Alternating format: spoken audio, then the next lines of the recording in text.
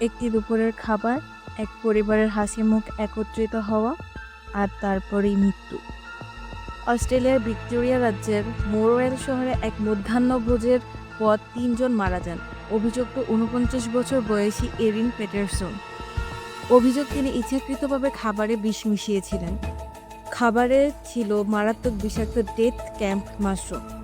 Mushroom খাওয়ার কয়েকদিনের মধ্যেই মারা যান সাবেক শ্বশুর-শাশুড়ি ডন ও গেল পেটারসন এবং গেইলের বোন হিদার উইলকিনসন। হিদারের স্বামী স্থানীয় পাদ্রী ইয়ান উইলকিনসন মৃত্যুর মুখ থেকে ফিরে আসেন। পুলিশ জানায়, এরিন আশেপাশের অঞ্চল থেকে নিজ হাতে সংগ্রহ করেছিলেন সেই মাশরুম। তারপর তা শুকিয়ে বিফ ওয়েলিংটনের ভেতর মিশিয়ে তৈরি করেন মৃত্যুর ভোজ।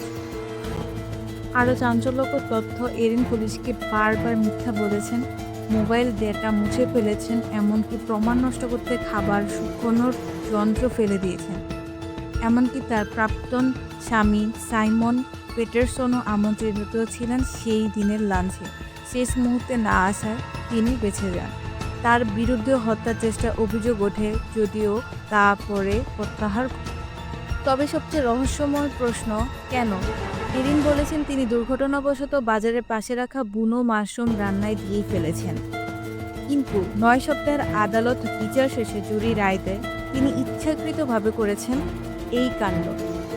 এখন তিনি ৪টি হত্যার অভিযোগে দোষী সাব্যস্ত, মুখোমুখি আজীবন কারাদণ্ড, এবং এই মামলা আজ অস্ট্রেলিয়ার ইতিহাসে অন্যতম আলোচিত খুনের ঘটনায় পরিণত হয়েছে। একটি খাবার টেবিল, এক মিথ্যা আতিথেয়তা, আর এক নারীর হাতে বিষ দিয়ে লেখা হলো মৃত্যুর গল্প। Ishrat Mir, info news.